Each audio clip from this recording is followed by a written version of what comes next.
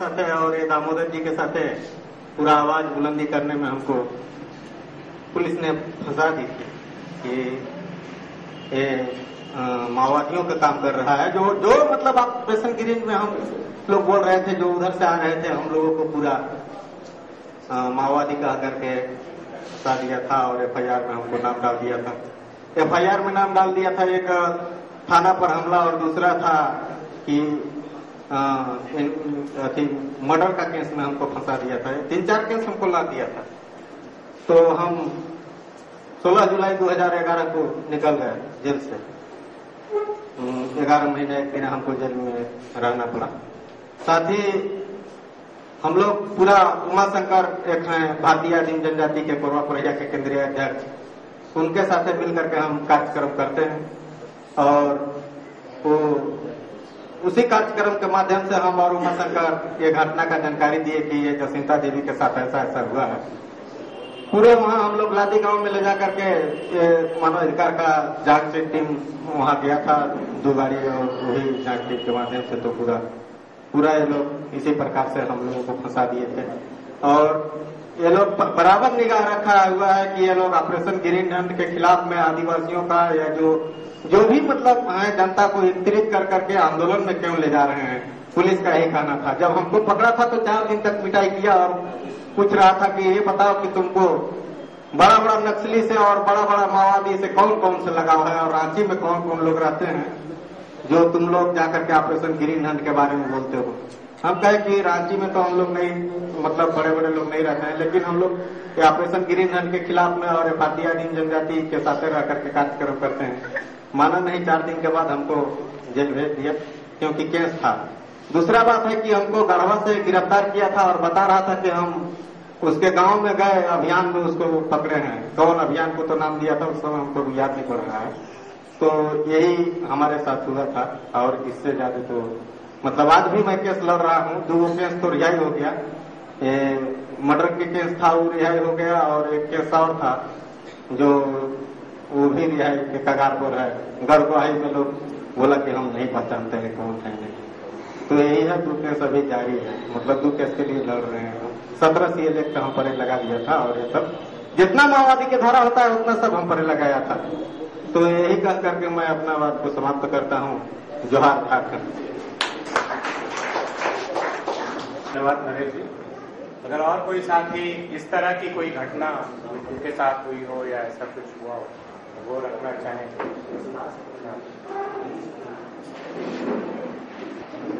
मैं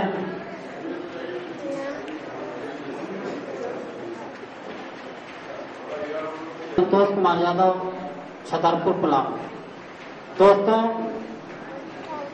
पलामू क्षेत्र में जो पुलिस का दमन चल रहा है वो दमन सचमुच में यहाँ जो भी बताया जा रहा है तो दिखलाई पड़ता है कि हम लोग तो समझते थे कि सिर्फ पलामू में चल रहा है, लेकिन जैसे जैसे यहाँ के साथी लोग बता रहे हैं हम समझते हैं कि सिर्फ पलामू में नहीं सभी क्षेत्रों में है। कुछ बातों को मैं भी आप लोगों के साथ शेयर करते हुए आगे बढ़ता हूँ। दोस्तों,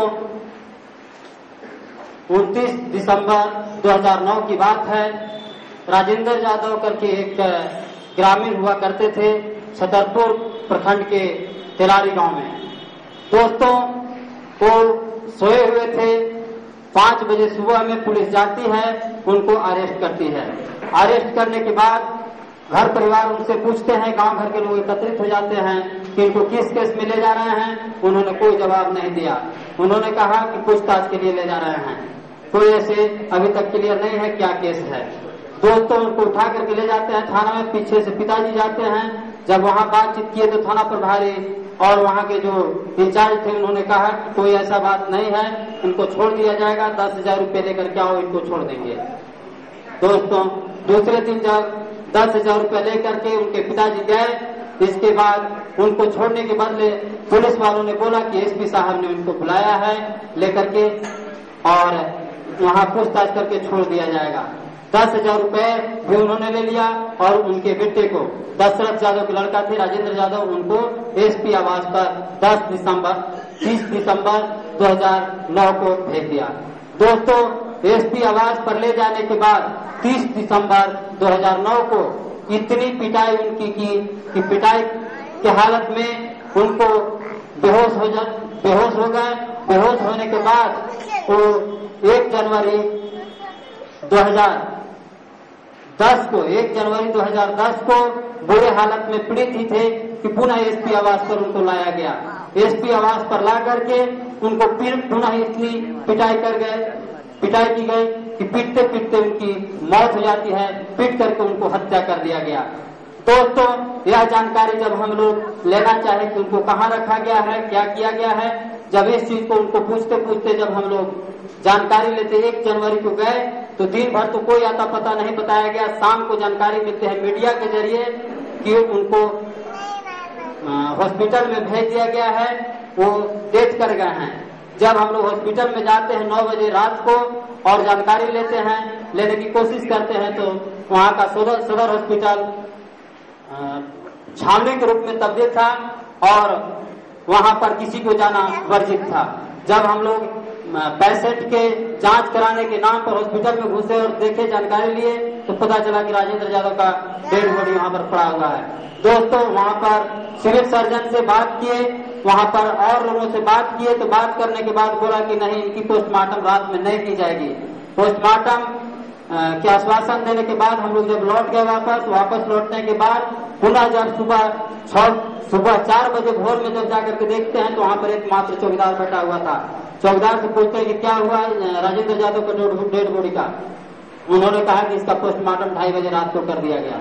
जब हम लोग मानवाधिकार कार्यकर्ता जो पलामू से आते हैं, वहाँ के जो वकील हैं और जितने लोग हैं सभी लोगों को खबर किए। जब वहाँ पर सक्रिय एक्टिव कार्यकर्ता जब वहाँ पर पहुँचते हैं और गांव से लोग पहुँचते हैं, हला हंगामा करने लगे तो बुला करके उनके परिवार को सभी लोगों को आश्वासन दिया जाने लगा कि हम इनकी पत्नी को नौकरी दे देंगे, इनको इंदिरा आवास दिला देंगे, इनको इंदिरा कुआं दे देंगे, आप लोग हाला गुला मत कीजिए, इनके लिए हम लोग व्यवस्था बैठा रहे हैं।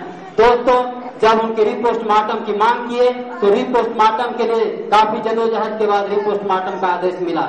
रिपोस्टमार्टम जब रिम्स रांची में कराया गया तो रिम्स रांची में रिपोस्टमार्टम के बाद एक क्लियर हुआ कि इनकी पिटाई से शरीर पर 12 जख्म हुए थे, 12 जगह नस फट गए थे जिससे इनकी मौत हुई थी। जबकि पलामू में जो बोर्ड बन करके उनको डॉक्टरों ने पोस्टमार्टम किया था उसमें क्लियर हुआ था कि इनको पेट की बीमारी से मौत हुई है, न इनकी बाहरी चोट है न भीतरी चोट है।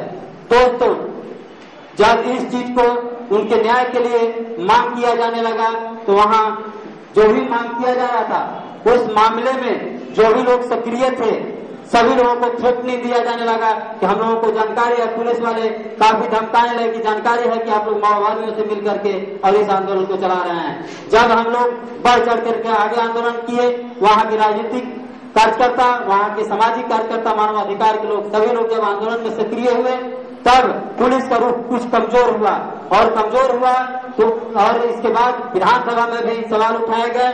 तो इसके बाद उनकी पत्नी को नौकरी मिली और मुआवजा भी दिए गए।